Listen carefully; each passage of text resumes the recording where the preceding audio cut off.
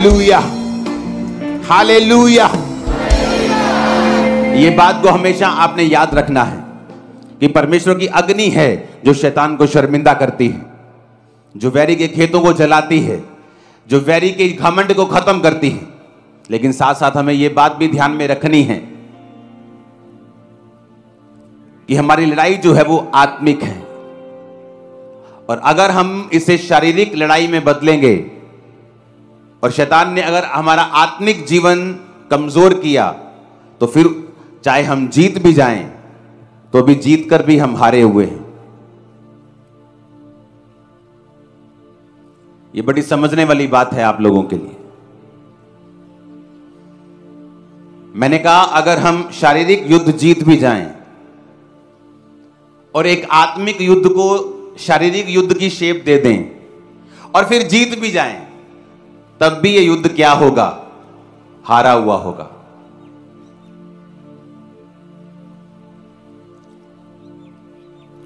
पहला पत्रस 3 उसकी 9 आयत में लिखा है, बुराई के बदले बुराई मत करो और ना गाली के बदले गाली दो, परंतु इसके विपरीत आशीष दो, क्योंकि तुम आशीष के वारिस होने के लिए बुलाए गए हो। आमीन। एक होता है कि तुम जब विरोधी तुम पर इल्जाम लगाता है, जब वो तुम पर अटैक करता है, एक होता है बोलना ही नहीं है, मुंह बंद कर लेना है, वो भी गलत है। वो भी क्या है? बाइबल कहती है अपने विरोधियों को नम्रता से उत्तर दो, सही रीति के साथ उत्तर दो, ताकि उनका मुंह क्या हो जाए? बंद हो जाए। क्योंकि तुम्हारे वचनों में सच्चाई है, तुम्हारे वचनों में ताकत है, तुम्हारे पीछे परमेश्वर खड़ा है।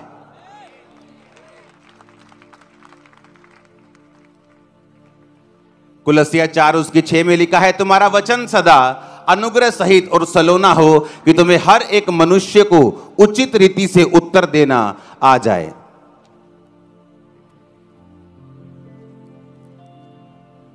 किस रीति से उत्तर देना है? किस रीति से? बोलो, उचित रीति से, सही रीति से, सही तरीके से। अगर आपका उत्तर डांग, सोटे, तलवारें और तोपे हैं तो वो गलत उत्तर है। अगर विरोधी आपकी इंसल्ट करे, आप भी रील्स बना बना के उनकी इंसल्ट करें, तो ये गलत उत्तर है।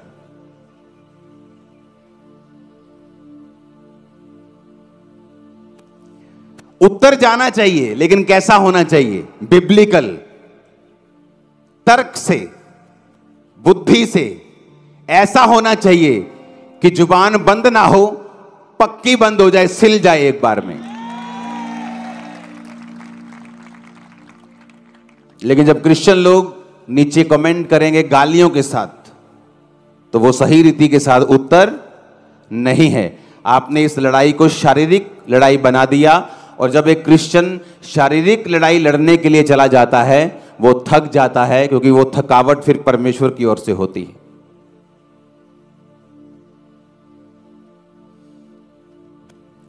तो क्रिश्चियन चुप रहे? नहीं, वचन कहता है उचित रीति से उत्तर दो। बाइबल कहती है जब पौलुस लोगों को उत्तर देता था तो लोगों के मुंह बंद हो जाते थे। जब जीसस क्राइस्ट लोगों को उत्तर देते थे तो मुंह बंद हो जाते थे, बोलने के काबिल नहीं रहते थे वो लोग। हालेलुया। लेकिन ऐसी रील्स बनाना जो इंसल्टिव हो, चाहे आपके दुश्मन के लिए ही हो, बिब्लिकली वो रॉन्ग है। हालेलुया। यीशु मसीह ने कहा लूका 6 उसकी 27 से 30, परंतु मैं तुम सुनने वाले से कहता हूं, अपने शत्रुओं से प्रेम रखो, जो बैर करे उनका भला करो, जो श्राप दे उन्हें आशीष दो, जो अपमान करे उनके लिए प्रार्थना करो। उनका अपमान मत करो, क्या करो? उनके लिए प्रेयर करो। उचित रीति से उनको क्या करो? उत्तर दो। जब तुम उचित रीति से उत्तर दोगे, प्रभु तुम्हारे साथ रहेगा और तुम्हें दुनिया की ताकत कोई हरा नहीं पाएगी, क्योंकि परमेश्वर तुम्हारे संग होगा। अगर तुम वचन के संग चल रहे हो तो तुम प्रभु के संग चल रहे हो, क्योंकि वचन ही परमेश्वर है। अगर तुम वचन को अपने सामने रख के चल रहे हो तो तुम परमेश्वर को अपने सामने रख के चल रहे हो। अगर तुम वचन को अपनी लाइफ में अपना के चल रहे हो तो तुम परमेश्वर को अपनी लाइफ में अपना के चल रहे हो। तो जब परमेश्वर तुम्हारी जिंदगी में होगा कोई भी तुम्हें हरा नहीं पाएगा। आमीन। तो बाइबल कहती है कि तुम्हारा वचन सदा अनुग्रह सहित और सलोना हो, कि तुम्हें हर एक मनुष्य को उचित रीति के साथ उत्तर देना आ जाए। सब बोलो आमीन। तो जब आप उत्तर दें, चुप रहना भी पाप है। आमीन। लेकिन उत्तर देना है तो बिब्लिकल देना है, मुंह बंद करने वाला देना है, ठोक के देना है, परवाह नहीं करनी है, क्योंकि खुदा हमारे साथ है। हमारा हिस्सा भारा रहता है, चाहे हम एक भी हो तो भी भारी है। हालेलुया। क्योंकि परमेश्वर ने कहा अपने वैरी को इतना ही रखना है कि उसको तुम मसीह में लेके आ सको बाद में। हालेलुया। उसे वचन का पता हो कि मेरा पाला किन से पड़ा है।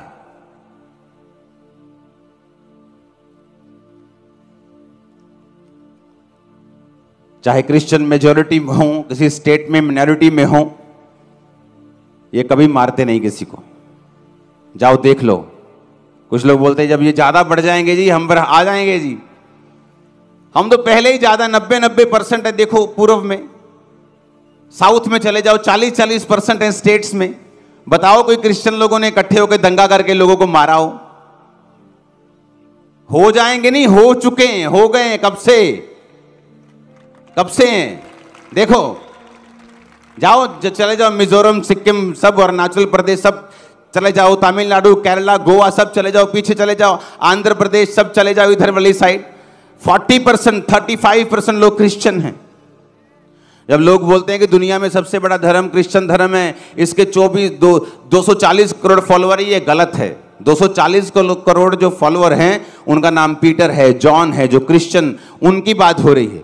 उसमें मैं अभी शायद आता ही नहीं हूं, क्योंकि अभी सेंसस नहीं हुआ इंडिया का पिछले 13-14 साल से। आप मेरी बात समझ रहे कि नहीं? हम लाखों करोड़ों लोग तो उसमें आते ही नहीं है अभी। तो जीसस को मानने वाले तो करोड़ों लोग हैं। और कैसे हो गए इतने करोड़ों लोग? क्योंकि जीसस ने कहा कोई तेरे एक गाल पे थप्पड़ मारे क्या कर ले दूसरा गाल। अरे पॉलिटिशियंस ने ऐसे बाइबल के वर्सेस को इस्तेमाल किया, महान बन गए। वो महान बने कि नहीं? महात्मा गांधी जी और भी बड़े बड़े बाइबल की वर्सेस को उन्होंने लिया कि यीशु मसीह ने कहा है। किसने कहा है ऐसा कि एक गाल पे थप्पड़ मारो दूसरा आगे? किसने नहीं कहा जीसस के अलावा। आप इमेजिन करो कि बड़े बड़े पॉलिटिशियन बाइबल की वर्स को यूज करके इतने महान बन गए कि आज आप दुनिया के जिस मर्जी कोने में चले जाओ, महात्मा गांधी जी की मूर्ति आपको वहां मिलेगी। आप लंदन चले जाओ, आप दुनिया के किसी देश में चले जाओ, महात्मा गांधी को सब लोग जानते हैं। बाइबल की एक वर्स को उन्होंने फॉलो किया और सब उन्हें जानते हैं। इमेजिन करो आप पूरी बाइबल फॉलो करोगे तो क्या हाल होगा, और आपके अंदर जब परमेश्वर होगा तो क्या होगा। आप इमेजिन करके देखो कितनी ग्रेटनेस, कितने बड़े लेवल तक आप लोग जा सकते हैं, क्योंकि आपके पास परमेश्वर का जीवित वचन है। हालेलुया। तो जब हम लड़ें तो हमारी लड़ाई आत्मिक हो, तर्कों की हो, उचित शब्दों की हो। प्रेज द लॉर्ड से शुरू करके तो प्रेज द लॉर्ड से ही एंड किया जाए। बीच में अपने क्वेश्चंस रखे जाएं जिनका जवाब वो कभी नहीं दे पाएंगे। लेकिन अगर गालियों से शुरू करेंगे, मेरा बाप आया, तेरा बाप आया, तो नीचे हम कुछ प्रेज द लॉर्ड लिख नहीं पाएंगे। हालेलुया। तो हमें यह बात हमेशा याद रखनी है कि हमारा दुश्मन इंसान नहीं है, ये एक बहाना है इंसान की विरोधता अपने प्रचार को उस कोने में लेके जाने की जहां आपका प्रचार नहीं पहुंच रहा था, लेकिन आपका दुश्मन आपका दोस्त की तरह खड़ा होकर उसको लेके जा रहा है। हालेलुया। ਹਾਲੇਲੂਇਆ। ਸਾਰਿਆਂ ਨੂੰ ਮੇਰੇ ਵੱਲੋਂ ਫਿਰ ਤੋਂ ਜੈ ਮਸੀਹ ਦੀ ਤੇ ਮੈਂ ਤੁਹਾਡਾ ਫਿਰ ਤੋਂ ਬਹੁਤ ਬਹੁਤ ਸਵਾਗਤ ਕਰਦੀ ਹਾਂ। ਔਰ ਅੱਜ ਅਸੀਂ ਖੁਦਾ ਦੇ ਕਲਾਮ ਦੇ ਵਿੱਚੋਂ ਜਾਣਿਆ ਕਿ ਐਵੇਂ ਨਹੀਂ ਕਿਸੇ ਨੂੰ ਬੁਰਾ ਭਲਾ ਬੋਲਣਾ ਹੈਗਾ, ਕਿਉਂਕਿ ਪਰਮੇਸ਼ਰ ਨੇ ਸਾਨੂੰ ਐਵੇਂ ਨਹੀਂ ਚੁਣਿਆ। ਉਹਨੂੰ ਪਰਮੇਸ਼ਰ ਨੇ ਸਾਨੂੰ ਵੱਡੇ ਕੰਮ ਕਰਨ ਦੇ ਲਈ ਚੁਣਿਆ। ਅਤੇ ਵੱਡੇ ਕੰਮ ਅਸੀਂ ਕਦੋਂ ਕਰਾਂਗੇ? ਜਦੋਂ ਅਸੀਂ ਪਰਮੇਸ਼ਰ ਵਰਗੇ ਬਣਾਂਗੇ। ਹੁਣ ਕੁਛ ਲੋਕ ਕਹਿਣਗੇ ਅਸੀਂ ਪਰਮੇਸ਼ਰ ਵਰਗੇ ਬਣ ਨਹੀਂ ਸਕਦੇ। ਕਿਉਂ ਨਹੀਂ ਬਣ ਸਕਦੇ ਬਈ? ਪਰਮੇਸ਼ਰ ਦੇ ਗੁਣ ਤੁਹਾਡੇ ਅੰਦਰ ਆ ਸਕਦੇ ਨੇ। ਹਾਂ, ਅਸੀਂ ਪਰਮੇਸ਼ਰ ਨਹੀਂ ਆ, ਕਿਉਂਕਿ ਪਰਮੇਸ਼ਰ ਸਾਡਾ ਪਿਤਾ ਵਾ। ਉਹ ਸਾਡਾ ਸਭ ਕੁਝ ਆ। ਉਹ ਸਾਡਾ ਉਧਾਰ ਕਰਤਾ ਹੈ, ਸਾਨੂੰ ਦੇਣ ਵਾਲਾ, ਸਾਨੂੰ ਰਚਣ ਵਾਲਾ ਪਰਮੇਸ਼ਰ ਹੈ। ਉਹਦੇ ਵਰਗੇ ਤਾਂ ਅਸੀਂ ਕਦੀ ਬਣ ਹੀ ਨਹੀਂ ਸਕਦੇ, ਪਰ ਉਹਦੇ ਗੁਣਾਂ ਨੂੰ ਅਸੀਂ ਆਪਣੇ ਅੰਦਰ ਲੈ ਸਕਦੇ ਹਾਂ। ਉਹਦੇ ਜਿਹੜੇ ਗੁਣ ਨੇ ਉਹਨੂੰ ਅਸੀਂ ਲੈ ਕੇ ਆਪਣੇ ਜੀਵਨ ਨੂੰ ਬਦਲ ਸਕਦੇ ਹਾਂ। ਉਹ ਗੁਣ ਸਾਡੇ ਅੰਦਰ ਆ ਸਕਦੇ ਨੇ। ਅਤੇ ਉਹ ਗੁਣ ਕਿਹੜੇ ਨੇ? ਖੁਦਾ ਦੇ ਦਾਸ ਨੇ ਸਾਨੂੰ ਉਹਨਾਂ ਗੁਣਾਂ ਦੇ ਬਾਰੇ ਅਵਗਤ ਕੀਤਾ, ਸਾਨੂੰ ਯਾਦ ਕਰਵਾਇਆ। ਅਤੇ ਪਰਮੇਸ਼ਰ ਦੇ ਗੁਣ ਕਿਹੜੇ ਨੇ? ਪਰਮੇਸ਼ਰ ਨੇ ਆਪਣੇ ਵੈਰੀਆਂ ਨਾਲ ਵੀ ਪਿਆਰ ਕੀਤਾ। ਪਰਮੇਸ਼ਰ ਫਿਰ ਵੈਰੀ ਨਾਲ ਵੈਰੀ ਬਣ ਕੇ ਨਹੀਂ ਦੱਸਦਾ, ਬਲਕਿ ਉਹਨੂੰ ਆਪਣਾ ਪਿਆਰ ਦੇ ਕੇ ਆਪਣਾ ਆਪ ਜ਼ਾਹਰ ਕਰਦਾ। ਅੱਜ ਇਹੀ ਤਾਂ ਸਾਡੇ ਮਸੀਹ ਲੋਕਾਂ ਦੇ ਵਿੱਚ ਨਹੀਂ ਆ। ਅਸੀਂ ਵੈਰੀ ਨੂੰ ਵੈਰੀ ਸਮਝ ਬੈਠਦੇ ਹਾਂ। ਵੈਰੀ ਉਹ ਨਹੀਂ ਹੈ, ਵੈਰੀ ਉਹਦੇ ਅੰਦਰ ਜਿਹੜਾ ਰਹਿੰਦਾ ਉਹ ਹੈ। ਮੈਂ ਆਪਣੀ ਕਲੀਸਿਆ ਵਿੱਚ ਬਾਰ-ਬਾਰ ਇਸੇ ਗੱਲ 'ਤੇ ਪ੍ਰਚਾਰ ਕਰਦੀ ਹਾਂ ਕਿ ਤੁਸੀਂ ਮਨੁੱਖ ਨੂੰ ਕਿਉਂ ਦੋਸ਼ੀ ਠਹਿਰਾਉਂਦੇ ਹੋ? ਕਿਉਂ ਮਨੁੱਖ ਨੂੰ ਕਹਿੰਦੇ ਆ ਸ਼ਰਾਬੀ ਹੈ, ਗਾਲਾਂ ਕੱਢਦਾ ਹੈ, ਮੰਦਾ ਬੋਲਦਾ ਹੈ, ਇਹ ਇੱਦਾਂ ਕਰਦਾ? ਤੁਸੀਂ ਉਹਦੇ ਅੰਦਰ ਜਿਹੜਾ ਵੜਿਆ ਸ਼ੈਤਾਨ, ਉਹਨੂੰ ਕਿਉਂ ਨਹੀਂ ਕੁਝ ਬੋਲਦੇ? ਕਿਉਂਕਿ ਸਾਨੂੰ ਇਨਸਾਨ ਨੂੰ ਬੋਲਣ ਦੀ ਲੋੜ ਨਹੀਂ ਹੈ। ਉਹਦੇ ਅੰਦਰ ਜਿਹੜਾ ਵਾਸ ਕਰਕੇ ਉਹਨੂੰ ਘਾਤ ਕਰ ਰਿਹਾ, ਉਹਨੂੰ ਬੋਲਣ ਦੀ ਲੋੜ ਹੈ। ਅਤੇ ਉਹਨੂੰ ਕਿੱਦਾਂ ਅਸੀਂ ਬੋਲਾਂਗੇ? ਆਤਮਾ ਦੇ ਦੁਆਰਾ, ਕਿਉਂਕਿ ਆਤਮਾ ਦੇ ਦੁਆਰਾ ਉਹ ਉਹਨਾਂ ਗੱਲਾਂ ਨੂੰ ਜਾਣਦਾ। ਔਰ ਆਤਮਾ ਦੇ ਦੁਆਰਾ ਅਸੀਂ ਉਹਨਾਂ ਚੀਜ਼ਾਂ ਨੂੰ ਹਰਾ ਸਕਦੇ ਹਾਂ, ਉਹਨਾਂ ਚੀਜ਼ਾਂ ਨੂੰ ਤੋੜ ਸਕਦੇ ਹਾਂ। ਪ੍ਰਾਰਥਨਾ ਵਿੱਚ ਜਾ ਕੇ, ਆਤਮਾ ਦੀ ਲੜਾਈ ਲੜ ਕੇ, ਨਾ ਕਿ ਹਥਿਆਰ ਫੜ ਕੇ।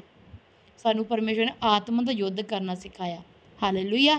ਜੈ ਮਸੀਹ ਦੀ। ਸਾਰਿਆਂ ਨੂੰ ਪ੍ਰਭੂ ਵਿੱਚ ਆਨੰਦਿਤ ਰਹੋ ਜੀ, ਸਾਰੇ ਜਾਣੇ।